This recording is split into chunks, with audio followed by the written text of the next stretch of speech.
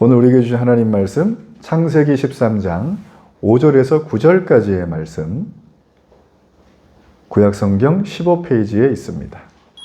네, 우리 이 말씀 저와 여러분이 한 절씩 읽도록 하겠습니다.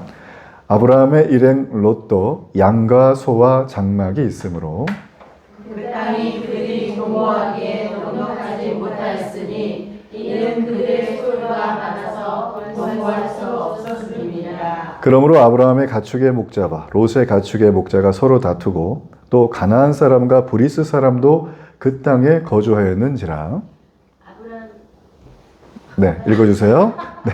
아브라함이 롯에게 이르되 우리는 한 친족이라 나나 너나 내 목자나 내 목자나 서로 다투게 하지 말자. 함께 읽습니다. 내 앞에 온 땅이 있지 아니하냐. 나를 떠나가라. 내가 좌하면 나는 우하고 내가 우하면 나는 좌하리라. 아멘. 네, 오늘 저는 이 본문의 말씀을 가지고 새로운 시작 5번째 시리즈로 갈등을 넘어서 이런 제목으로 여러분과 함께 은혜의 말씀을 나누겠습니다.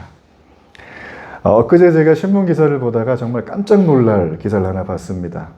여러분, 한국의 원조 디바 하면 떠오르는 가수가 있죠? 성은 김씨요?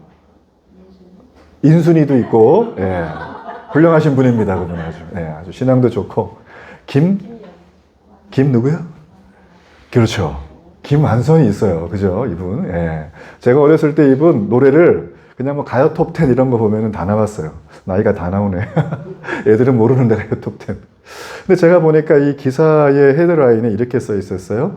13년간의 활동, 정상금은 0원, 1,300억 원 빼앗겨, 이모 내외의 가스라이팅 경험 고백, 이렇게 헤드라인이 써 있었어요.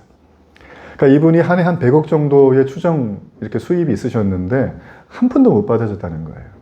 그 왜 그런가 이유를 이렇게 보니까는 이분이 음악이 너무 좋고 해서 노래가 좋아서 14살 때 데뷔를 하셨는데 이모 내외가 뭐 프로듀서 겸 매니저 겸 뭐 컨설팅 해가지고 전부 다 하신 거예요. 그런데 이분이 그렇게 이제 소위 말하면 이모가 다 시키는 대로 하다가 어느 순간 나는 내 인생을 사는 것 같지 않다. 이런 현타가 온 거예요.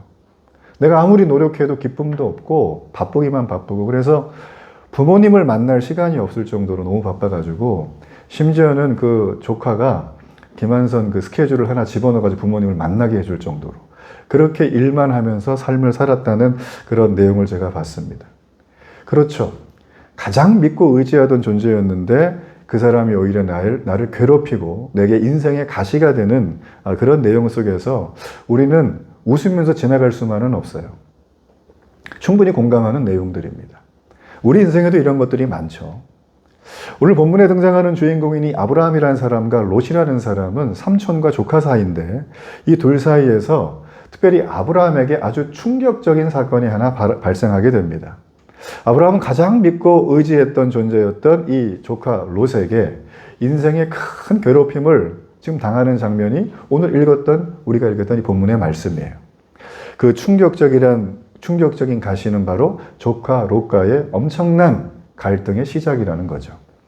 우리 창세기 13장 5절로 7절 말씀을 한번 읽어보도록 하겠습니다. 우리 5절과 7절 말씀 함께 읽습니다. 아브라함의 일행 롯도 양과 소와 장막이 있으므로 그 땅이 그들이 동거하기에 넉넉하지 못하였으니 이는 그들의 소유가 많아서 동거할 수 없었음이니라. 그러므로 아브라함의 가축의 목자와 롯의 가축의 목자가 서로 다투고 또 가나안 사람과 브리스 사람도 그 땅에 거주하였는지라. 아멘. 여러분 혹시 이 자리에 내가 나중에 상속받을 재산이 있거나 유산이 있다 하시는 분들은 고개만 끄덕끄덕 해주길 바랍니다. 일단 저는 없어요. 저는 하나님이 저희 아버지시기 때문에 이미 다 주셨어요. 그렇죠. 여러분 우리가 친문제사에서 자주 보잖아요. 뭔가 이렇게 부모님이 남긴 유산이 많으면 형제끼리 화목하게 지내는 게 그렇게 어렵다는 것들을 우리는 금방 알 수가 있어요. 소유가 많게 되면 우리가 평화롭게 살고 서로 양보하고 굉장히 서로 이렇게 도와주고 살 것 같잖아요. 그거 보세요. 이렇게 알람도 울리잖아요. 그런데 사실 우리가 느끼는 것처럼 소유가 많아도 우리의 현실은 그렇게 형편이 나아지질 않는다라는 것을 우리는 많이 느낍니다. 아브라함이란 사람은 자기 아버지 데라에게 거의 준재벌급 정도의 재산을 받았고 이 사람은 엄청난 재산을 가지고 먼 땅까지 내려왔습니다. 그런데 이 사람이 얼마 전에 우리가 지난주 살폈잖아요. 애굽에 내려가서 오면서 엄청난 양의 선물 받으면서 재물이 급격하게 돈이 늘어나기 시작을 했어요. 우리가 다 아는 사실이지만 땀 흘려 벌지 않은 돈은 언젠가 우리 인생에 문제를 발생하는 것을 우리가 경험을 통해서 알 수가 있어요. 갈대아 우르라고 하는 그 자기 고향 땅에서 하란까지, 그리고 하란에서 이 가나안까지 약 1600km의 여정 동안 이 아브라함과 조카 롯의 사이는 좋았습니다. 뭐 별 다툼도 없었어요. 성경 말씀에 보면 그냥 뭐 잘 지내고 왔던 것 같아요. 그런데 애굽에서 갑자기 엄청난 재산을 얻으면서 가나안에서 갑자기 엄청나게 풍족하게 되었는데 이제 이렇게 잘 누리고 살아야 될 시점에 분쟁이 발생하는 장면이 오늘의 내용이라는 것입니다. 그래서 우리는 삶의 지혜를 통해서 가난과 고생보다는 우리의 삶에 부유함이 오고 평안함이 왔을 때 둘 사이가 어려워지는 것들을 오늘 우리가 성경 말씀 속에서도 볼 수가 있고 우리의 삶에서도 경험이 된다는 거죠. 여러분, 이것은 개인도 마찬가지고요. 기업도 마찬가지입니다. 개인과 기업이 먹고 사는 것 이상의 엄청난 잉여 자금이 모이게 되면 반드시 문제가 생기는 게 일단 분별이 잘 안 돼요. 무리하게 투자를 하거나, 그죠? 만나지 말아야 될 바이어를 만나거나 이렇게 됩니다. 그리고 여기에서 쉽게 유혹을 하게 되면 금방 흔들리고 또 이 돈 때문에 발생하는 여러 가지 많은 내분들이 발생하게 되어지는 것이죠. 여러분, 그래서 돈을 가지는 건 성경이 지지하고 너무나 축복하고 너무나 정상적이라고 말하는 부분이지만 돈이 갑자기 많아지면 문제가 생긴다고 얘기하는 것도 성경이 말하는 메시지라는 거예요. 우리 옆분에게 한번 찾아보세요. 돈 많으세요? 이렇게 한번 인사해보세요. 나는 많고 싶네. 나는 많고 싶어요. 저희 재정 현황 보셨죠? 마이너스 80. 보셨죠? 자, 우리 디모데전서 6장 10절의 말씀을 보도록 하겠습니다. 돈을 사랑함이 일만하게 뿌리가 되나니 이것을 탐내는 자들은 미혹을 받아 믿음에서 떠나 많은 근심으로써 자기를 찔렀도다. 여기 보면 많은 근심이라는 얘기는 관계가 부서지는 것을 말하는 거예요. 여러분, 근심을 뼈를 마르게 하죠? 우리를 빨리 죽게 하는 것입니다. 그죠? 웃음은 양약이 되는 거예요. 피를 나눴던 형제든 간에 뭐 친구들인지 간에 아무리 서로 친한 관계여도 돈의 문제가 딱 걸리게 되면 서로 음해하기 시작을 하고 중상모략하면서 그 좋았던 관계가 깨지고 급기야는 얼굴도 안 보게 되는 원수 같은 사이가 되어질 수밖에 없어요. 여기 이 말씀에는 아브라함의 가축의 목자와 롯의 가축의 목자가 서로 다투고 라고 하는 말이 아까 전에 있었거든요. 여러분, 이게 오늘날로 말하면은 본인은 전쟁을 일으켜 놓고 대리인들, 하수인들을 내보내서 싸우는 대리전의 양상을 띠고 있는 것입니다. 제 아버님이 월남전 찬점 용사예요. 베트남 전쟁. 1969년 맹호부대 출신의 저희 아버님이신데 저희 아버님이 월남전에 가셔가지고 뭘 보셨냐면 거기 갔더니만 얼굴 없는 전쟁을 하더라. 여러분, 이 말의 의미를 좀 짐작을 하시겠습니까? 여러분, 베트남 전쟁은 북베트남, 중국의 지원을 받아서 사회주의 공산체제를 만들기 위한 북베트남과 또 미국과 서방국가의 민주주의 시스템을 도입하기 위한 남베트남 간의 서로 간의 전쟁이었어요. 엄청난 전쟁이 시작이 됐고, 거기에서 양상된 문제는 이루 말할 수가 없죠. 이렇게 시작이 됐어요. 그런데 사실 따지고 보면 북도 남도 원해서 전쟁을 시작한 게 아니라 미국과 중국이 이 전쟁을 일으킨 것입니다. 어떻게 엄밀하게 따져보면. 근데 이 사람들은 싹 빠지고 이 북과 남으로 갈라진 베트남 국민들이 그 전쟁 통해서 엄청난 피해를 보게 되었던 것이죠. 그 두 나라는 이 국민들을 이용하면서 자기들의 실익을 챙겼다는 것이 역사학자들의 일반적인 해석이라고 할 수가 있어요. 얼굴 없는 전쟁, 이 대리전. 여러분이 얼굴 없는 전쟁과 대리전에는 거기에 뭐 윤리가 있겠습니까? 뭐 정의가 있겠습니까? 거기에는 오직 네 편이냐, 내 편이냐. 네거티브 전략밖에 없는 거예요. 네 편, 내 편. 여러분, 이거는 우리가 자주 보지 않습니까? 정치인들의 흐름을 보게 되어지면 네 편, 내 편. 어떤 정당에 속해 있게 되면 개인의 소신이 별 의미가 없습니다. 정말 죽을 각오를 하고 내 소신을 펴지 않는 이상 그 정당에 들어가면 정당의 나팔수 정도의 내용을 할 수밖에 없는 거죠. 그래서 이 대리전의 특징은 내 생각도 신념도 사라져야 하고 또 조직에서 원하는 대로 내가 최전선에 서서 행동대장처럼 움직여줘야 되는 게 이 대리전의 특징이라는 거예요.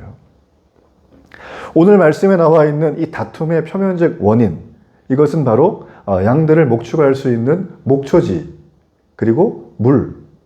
여러분, 유목민들에게 물과 목초지는 생존에 직결되는 문제입니다. 이걸 차지하기 위해서는 어떠한 분쟁이 있어도 반드시 차지해야 되는 것이죠. 그런데 여기 보게 되어지면 아브라함도 롯도 양을 치는 사람은 아니에요. 그의 직원들이 있었던 것이죠.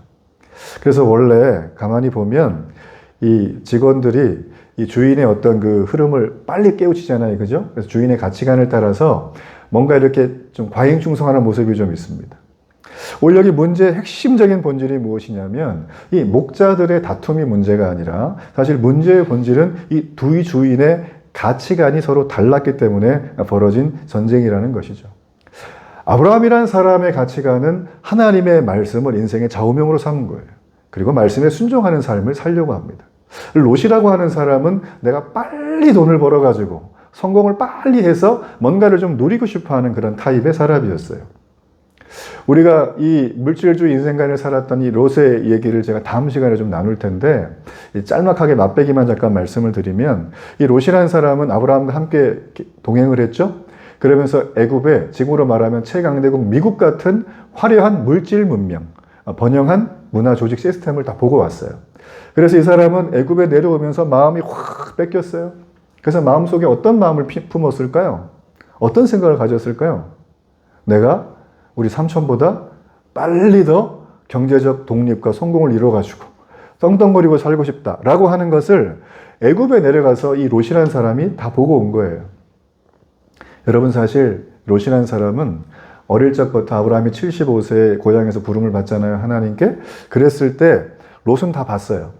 저 삼촌이 미쳤나 할 정도로 고향에 있는 모든 걸 다 정리하고 그 머나먼 1600km를 걸어올 정도니까 롯이 볼 때도 삼촌이 미쳤든지 정말 하나님을 믿든지 둘 중에 하나인 거예요. 근데 롯이 아무리 봐도 아브라함은 미치지 않았고 하나님을 믿고 있거든요. 그래서 하나님을 믿고 지금까지 오면서 사실 이 롯이 봐야 될 거는 애굽의 화려한 물질 문명과 삼촌의 재산이 아니라 그 재산을 주시고 보호하시는 하나님을 봤어야 돼요. 롯은 그걸 못 보는 거예요. 그래서 아브라함과 롯과의 관계는 서로 마음이 맞지 않게 되다 보니까 굉장히 서로 곤혹스러운 갈등의 국면에 접어들게 된 것입니다. 여러분, 원래 우리가 멀리 떨어져 있는 사람들하고는 문제가 생기면 쉽게 해결할 수 있어요. 뭐 안 보거나 뭐 이렇게 하면 되거든요. 근데 가까운 사람들, 가족이라든지 친지라든지 나랑 아주 베스트 프렌드, 이런 사람들하고 문제가 생기게 되어지면 참 굉장히 고통스럽습니다. 이 고통이 이루 말을 할 수가 없어요. 뼈를 마르게 할 정도로 너무나 힘듭니다.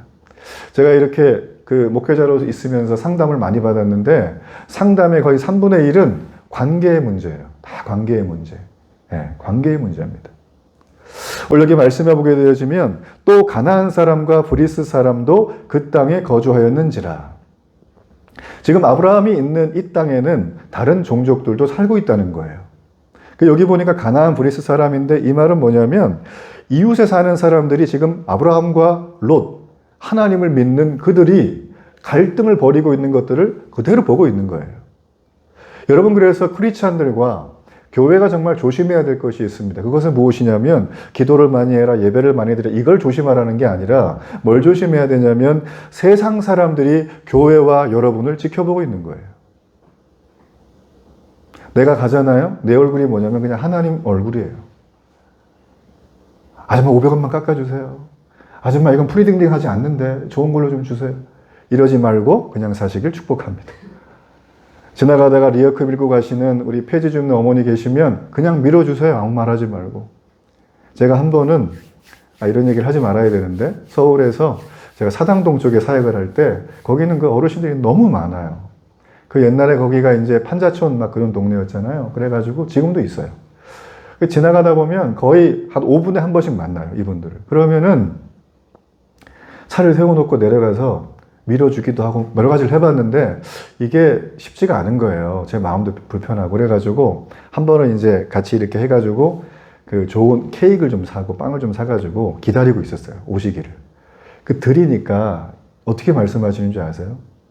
허리가 90도로 굽으셔가지고 한 80 넘어 보이신 어르신이 그 주름진 얼굴 한 20개 정도 주름살을 쫙 당기면서 이가 벌써 앞니가 하나도 없어요. 저를 보시면서 고맙다고 얼마나 인사를 하시는지. 네. 제가 저희 할머니 생각나가지고 눈물이 다 날 지경이었어요. 여러분, 우리가 삶을 살아가면서 세상 사람들은 우리를 안 보는 것 같잖아요. 다 봐요. 다 봅니다. 목사님은 돈을 어떻게 쓸까? 목사님은 가다가 갑자기 차가 확 끼어들면 어떻게 할까? 저도 열 받아요. 제가 좀 다혈질이거든요, 예전에는. 요즘은 많이 거룩한 성품이 됐지만. 여러분, 그렇기 때문에 우리가 일상생활에서 예수님 믿으세요 말하기 전에 내 얼굴이 명함인 거예요. 얼굴에 하나님의 영광이 있기를 주의 이름으로 축복합니다. 네, 그래요. 여러분, 그래서 우리가 정말 이 믿음의 사람들끼리의 갈등을 제대로 해결하지 못한다면 우리는 세상 사람들 앞에서 하나님의 얼굴이 안 되기 때문에 영광을 훼손하게 됩니다.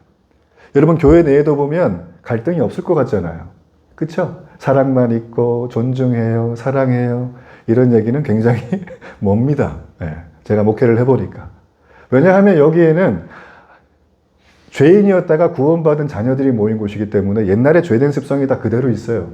그래서 여기 모이잖아요. 그러면 별의별 여러 가지 많은 어려움들이 있습니다. 아직 저희 교회는 은혜롭기 때문에 그런 거 하나도 없지만 어떤 분들은 아니면 저분은 예배 시간에 옷을 저렇게 입고 오냐 이것 때문에 시험 드는 분도 계시고 어떤 분들은 내가 이제는 직분을 받아야 되는데 왜 나를 안 주시냐 때문에 어려워하는 분도 계시고 어떤 분들은 내가 은사가 뛰어나요. 막 거의 막 소프라노인데 완전히 메저 소프라노인데 노래를 안 시켜준다는 거예요. 근데 이분이 맨날 트로트만 부르시거든. 그러니까 안 시켜주는 거예요, 목사님. 찬송을 안 부르. 그리고 어떤 분은 돈을 맨날 여기다가만 쓰냐, 여기다가 좀 쓰지. 오늘 그 현황 보셨죠, 그죠? 이렇게 돈 쓰는 부분 이런 것들 때문에 그냥 다 의견이 갈립니다. 여러분, 이렇게 되면 하나 되지 못하면 하나님의 영광이 땅에 떨어지는 건 물론이고 전도가 막힙니다. 재작년 통계해 보니까 대한민국 사람들이 전도를 받을 때 가장 불편해하면서 질문하는 거 1순위가 뭔지 아세요? 왜 교회는 서로 하나 되지 못하냐예요. 제가 깜짝 놀랐어요. 그거 보고. 세상 사람들이 전부 다 보고 있다는 것입니다. 여러분, 그래서 예수님을 주로 영접한 사람들은 어떻게 하든지 간에 서로 사랑하고 서로 축복하는 은혜가 있기를 바랍니다. 우리 옆분에게 얘기해 주세요. 이렇게 축복해 주세요. 사랑하고 축복합니다. 이렇게 한번 연습해 보십시오. 예, 우리가 이 단어를 일주일 내내 한 번도 안 쓰기 때문에 이게 잘 안 되죠, 그죠? 예, 사랑하고 축복합니다. 자, 우리 하나님 말씀 요한복음을 보겠습니다. 요한복음 13장 34절로 35절에 보면 여기에 대한 예수님의 직접적인 명령이 있어요. 함께 읽어보겠습니다. 새 계명을 너희에게 주노니 서로 사랑하라. 내가 너희를 사랑한 것 같이 너희도 서로 사랑하라. 너희가 서로 사랑하면 이로써 모든 사람이 너희가 내 제자인 줄 알리라. 서로 사랑하는 것, 서로 축복하는 것은 옵션이 아니에요. 내 상태가 좋을 때 하고 안 할 때 안 하는 게 아닙니다. 이걸 안 하면 예수님의 제자가 아니라는 거예요. 사랑하고 축복하기를 주의 이름으로 축복합니다. 여러분, 아브라함은 이렇게 롯과의 이 갈등이 점입가격으로 들어가면서 문제에 어려움이 도착을 했을 때 아브라함이 어떤 행동을 취합니다. 자, 창세기 13장 8절의 말씀을 한번 보도록 하겠습니다. 우리 말씀 함께 읽습니다. 아브라함이 롯에게 이르되 우리는 한 친족이라 나나 너나 내 목자나 서로 다투게 하지 말자. 여기 말씀에 보면 아브라함이 문제 해결을 위해서 어른인데 먼저 조카를 찾아가요. 우리의 상식으로는 당연히 어린 조카가 삼촌을 찾아가서 우리 어떻게 한번 해봅시다 라고 얘기를 하는 게 맞잖아요. 근데 아브라함의 이 행동은 엄청난 파격이에요. 이때도 파격이고 지금도 엄청난 파격입니다. 세상에서는 문제를 해결하기 위해서 아랫사람이 윗사람에게 찾아와야 된다고 하지만 하나님의 나라에서는 먼저 된 사람이 찾아가는 겁니다. 이게 바로 영적 어른인 것이죠.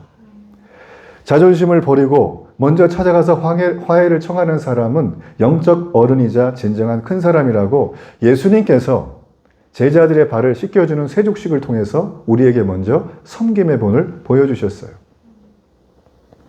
여러분, 이 아브라함이라는 사람은 이 조카 롯에게 찾아가서 말을 합니다. 근데 우리가 지금 아브라함을 쭉 살폈는데 이 갈등이 가만히 보면 아브라함의 잘못이 있습니까? 없어요. 객관적으로 아무리 봐도 애굽 한번 내려갔다 온 거. 근데 내려갔다 왔더니 더 잘 됐거든요. 표면적으로 보면. 영적으로는 아니지만. 근데 이 아브라함이 잘잘못이 없는데 조카 롯이 이렇게 나오니까 아브라함이 조카 가서 딱 얼굴을 보면서 어떤 표정과 말을 하면 좋을까요? 이 아브라함이라는 사람이 조카 롯을 만났을 때 마음속에 섭섭한 게 많았겠죠. 그렇죠, 그죠? 내가 넌 어떻게 자식같이 키웠는데 아마 이렇게 마음속에 잘잘못을 따지면서 감정이 상하고 막 그랬을 수도 있는데 이 아브라함은 그에게 찾아가서 아주 부드럽게 말을 합니다. 그러면서 이렇게 얘기해요. 너랑 나랑은 한 형제 아니냐? 우리말로 우리가 남이냐? 이제 이렇게 물어보는 거죠. 여러분, 이 원리는 오늘날에도 동일하게 적용이 됩니다. 한 교회에서 신앙생활을 하다 보면 의견 차이는 반드시 일어납니다. 서로의 생각이 다르고 가치관이 다르고 이건 이렇게 되어지는 건 교회가 이런 모습 보이는 건 정상이에요. 교회가 무슨 공산주의도 아니고 만장일치 100% 이런 거 없습니다. 다 다릅니다. 그게 정상이에요. 하나님은 우리를 자유의지를 주셨기 때문이에요. 하지만 하나님의 사람들은 나와 의견이 다르다고 해서 서로를 적대시하거나 주적으로 삼아서는 안 되는 거죠. 여러분, 우리의 적은 신앙생활을 함께하는 지체들이 아니라 원수악한 마귀 사탄인 줄로 믿습니다. 적을 분명히 해야 되는 거예요, 우리는. 이 대리전의 원인을 제공했던 지도자들이 아브라함과 롯이었잖아요. 그런데 이 아브라함은 뒤로 물러서지 않고 이 책임을 오히려 인정하면서 목자들이 쌓은 문제를 가지고 와서 목자들의 쌓은 문제가 아니라 직원의 문제가 아니라 너랑 나 오노의 문제다. 너와 나와의 싸움이다라고 문제를 다시 수면 위로 올립니다. 여기에서 우리는 하나 알 수 있는 것은 이 아브라함의 믿음의 성품을 알 수 있는 거예요. 여러분, 예수님 믿으면 내 고약한 성품이 변하든가요, 안 변하든가요? 자, 1번 변한다. 2번 안 변한다. 자, 1번이면 고개를 끄덕여 주세요. 예. 자, 2번 안 변한다. 이렇게 끄덕여 주세요. 이렇게. 예. 안 변한다가 좀 많네요. 근데 이거는 제 스토리인데요. 늦게 변해요. 늦게. 근데 언제 변하냐면 말씀에 순종한 만큼 변해요. 그 비례감은 절대 비율이 떨어지질 않습니다. 예수님을 믿고 구원의 자녀가 되면 우리는 일단 신분이 바뀌어요. 저 다리 밑에 거지 출신에서 하나님의 자녀인 왕자, 또 공주의 신분으로 바뀝니다. 그런데 왕자와 공주의 신분이 되려면 왕궁 예절 교육을 받아야 돼요.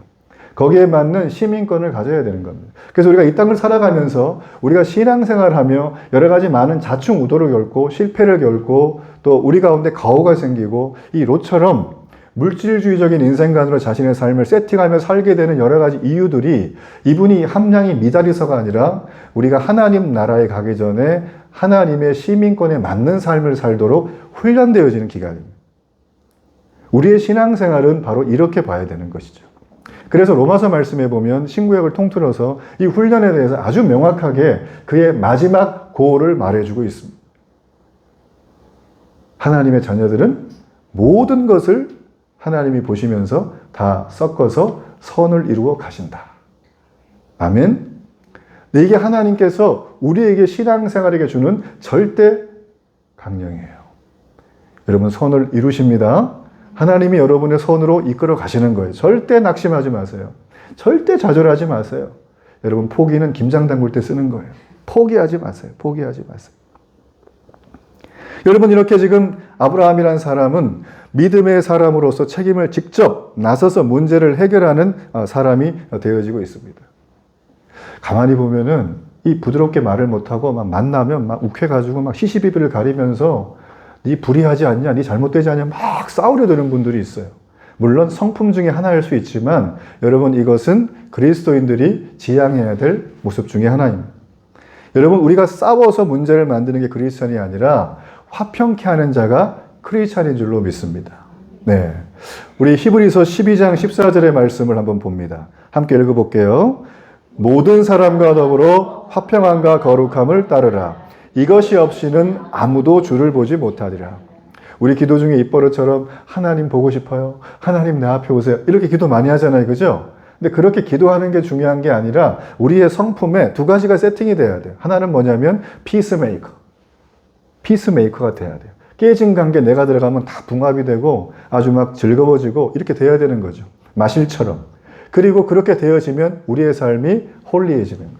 아주 거룩한 성품이 되어진다. 그렇게 되면 주님이 옆에서 왔다 갔다 하시는 게 다 보여요. 아멘? 이런 은혜가 있기를 바랍니다. 그래서 여러분, 이 아브라함이라는 사람이 지켜보고 있는 가나안 사람들, 브리스 사람들이 있다는 것을 알고 야, 우리 싸우면 안 된다 라고 말을 하면서 예방을 하고 있는 거죠. 그런데 이 사람이 말만 하는 것이 아니라 해결 방안도 제시를 합니다. 창세기 13장 9절의 말씀입니다. 이 말씀을 한번 읽어보겠습니다. 내 앞에 온 땅이 있지 아니하냐. 나를 떠나가라. 그 다음 지도를 한번 보겠습니다. 이 지도에 보면은 귀엽죠? 지도가? 네, 주일학교 아이들 거를 제가 갖고 왔는데 아브라함의 지금 저기 이제 많이 웃기네요. 제가 보니까 우리가 좀 유치하게 살아야 됩니다. 신앙생활을. 저기 밑에 보면 이제 갈대아 우르에서 쭉 와가지고 이렇게 내려왔잖아요. 여기 보면 예수님도 보이고 막 되게 사람 많이 보이죠. 중간에 사람 많은데 여기가 이제 가나안 땅인데요. 가나안 땅은 위에 저기 갈릴리 호수부터 쭉 요단강이라고 하는 강줄기를 따라서 남쪽에는 사해라고 하는 염해가 있습니다. 네, 염해. 여기는 염분이 많아가지고 들어가면 그냥 떠요. 튜브 없어도. 그러니까 이 역을 중심으로 해가지고 되게 많이 이렇게 농작물들이 많아졌는데 지금 여기 아브라함이 롯과 함께 지금 여기 딱 서가지고 내 앞에 온 땅이 있지 아니하야 나를 떠나가라 라고 지금 분쟁을 해결하기 위해서 말을 하고 있는 거거든요. 그게 바로 여기 요단강 양쪽이에요. 저 위에 가나안이라고 써있는 그 밑에 쪽에. 대충 짐작이 가시죠, 그죠?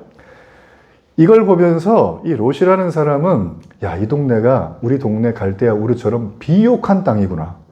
여기다가 내가 목축업을 하면 그냥 불같이 일어나겠네. 이렇게 생각을 했겠죠, 이 사람이 지금. 그죠?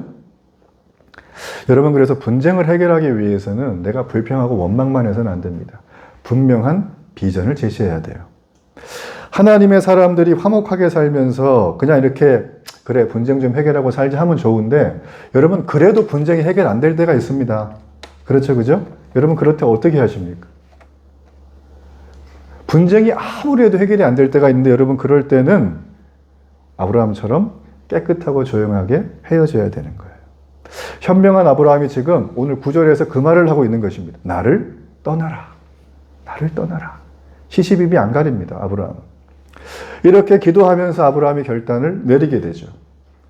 여러분, 이 결단만 가지고 아브라함이 훌륭한 사람이라 말할 수 있을까요? 어느 정도 윤리적으로 성품이 좋긴 하죠. 이 사람이 이 정도의 덕성이 있는 거죠. 여러분, 그런데 일반 세상에서도 마음을 독하게 먹으면 이 정도의 결심은 충분히 할 수 있습니다. 자기 컨트롤 해가면서. 여기서 정말 중요한 것은 이 아브라함의 위대함이 우리에게 느껴지는 부분은 바로 이 사람이 어떤 조건으로 헤어질 결심을 했냐는 거예요. 헤어질 결심. 네, 그죠? 헤어질 결심. 창세기 19장 9절의 말씀을 하나 더 보도록 하겠습니다. 자, 함께 읽어봅니다. 내가 좌하면 나는 우하고 내가 우하면 나는 좌하리라. 이게 무슨 이 체스판도 아니고 왼쪽 오른쪽도 아니고 잘 보세요.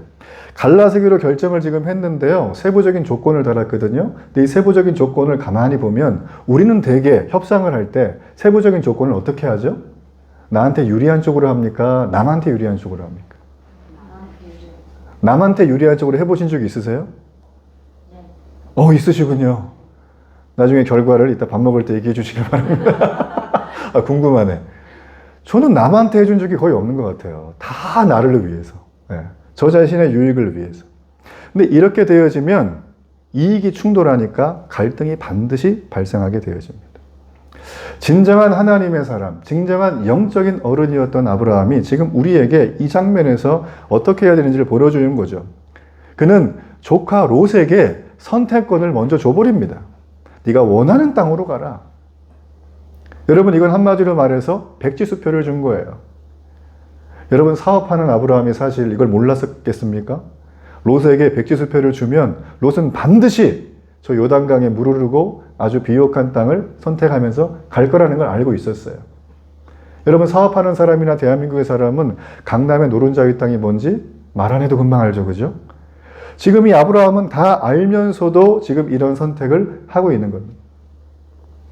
왜 이런 선택을 했냐면 아브라함이 어른이니까 그냥 롯한테 내가 이쪽 살 테니까 너 여기 살아 해도 큰 문제가 없어요. 그러나 두고두고 이 아브라함과 롯은 이 일 때문에 서로 반목을 할 수밖에 없는 상황이라는 것이죠. 아브라함은 인간적으로 볼 때 너무나 어리석은 결정을 했습니다. 치명적인 큰 손해를 보는 결정을 지금 이 사람은 하고 있는 거예요. 그것 때문에 내가 하고 있는 가게, 내가 하고 있는 사업체, 내가 다니는 직장이 문을 닫을지도 몰라요. 그것 때문에 내 가족이 몸이 아플지도 모릅니다. 그럼에도 불구하고 지금 아브라함은 먼저 찾아가서 화해를 청할 뿐 아니라 자기가 큰 손해를 자청하면서까지 양보를 하고 있는 모습. 여러분 이것이 진정한 영적 어른의 모습입니다. 예수님의 십자가의 대속은 바로 이런 모습이에요. 자신의 살과 자신의 피를 다 쏟으시면서 십자가에서 나 때문에 돌아가신 거예요. 여러분 때문에 돌아가신 거예요. 그리스도의 십자가의 대속은 그냥 관념적인 어구가 아닙니다. 그분이 우리의 죄를 담당하시는 그 순간은 세상의 하늘이 열리고 천지가 개벽하는 순간이었어요. 다시 한번 이 땅이 창조가 되는 그런 순간이었죠. 우리는 예수님의 이 모습을 우리가 섬기는 기준으로 삼아야 돼요. 우리는 예수님의 이 모습을 우리가 협상하고 삶을 살아가는데 기준으로 삼아야 합니다. 예수님의 이 모습으로 살면 당장은 손해를 봅니다. 큰 손해를 봐요. 그리고 내가 어른인데 허리를 굽히고 들어가야 될 일이 생겨요. 자존심이 구겨집니다. 여러분 그렇지만 손해와 자존심 너머에 계신 하나님의 보혈과 은혜를 평생토록 누리는 거예요. 현세와 내세에 이런 하나님의 은혜가 있기를 주의 이름으로 축복합니다. 여러분 황금알을 낳는 오리와 같은 이 땅, 이 선택을 아브라함은 지금 했어요. 그렇다면 아브라함은 어떤 결정, 어떤 이유 때문에 이런 결정을 하게 되었을까? 오늘 설교의 하이라이트예요. 우리가 지난 시간에 살폈잖아요, 아브라함. 그전에 살폈죠? 여러분 아브라함은 하나님을 향한 흔들리지 않는 믿음을 탑재한 사람이에요. 애굽에서의 시련을 엄청나게 겪으면서 아브라함은 그래, 어떤 상황에서도 하나님은 나의 모든 필요를 넉넉히 신실하게 오차 없이 채워주는 분이시구나. 다시는 내가 눈에 보이는 대로 판단하지 않고 인간적인 방법으로 나아가지 않아야지. 이렇게 아브라함은 마음의 세팅이 끝난 거예요. 여러분 그렇기 때문에 이것이 가능하게 되었던 것이죠. 자신의 성공을 내가 이루는 것이 아니라 하나님이 주실 것임을 믿었기 때문에 가장 좋은 땅을 선택하도록 파격적인 양보를 그 어린 조카에게 할 수 있었던 아브라함. 여러분 이게 우리의 모습이 되어야 되지 않겠습니까? 우리의 삶 속에 이런 은혜가 있어야 되지 않겠습니까? 하나님이 갚아주실 것이라는 믿음이 나의 모든 걸 다 압도하는 하루하루가 되어야 되지 않겠습니까? 여러분 근심은 뼈를 마르게 해요. 기쁨은 우리의 양약입니다. 내가 다 쥐고 모든 걸 해보려고 그러면 근심이 끊이질 않아요. 갈등이 끊이질 않아요. 이걸 넘어설 방법이 없습니다. 여러분 그렇기 때문에 축복은 내가 싸워서 쟁취하는 것이 아니라 하나님이 주시는 거예요. 하나님은 욕심을 부리는 자에게 주시는 것이 아니라 하나님이 채워주심을 믿는 자에게 하나님은 축복을 더하여 주십니다. 오늘 우리가 그분을 믿고 이 하나님의 말씀대로 살았던 아브라함이 경험했던 이 놀라운 기적 같은 은혜를 여러분의 한 주간의 삶 속에 있기를 주의 이름으로 축복합니다.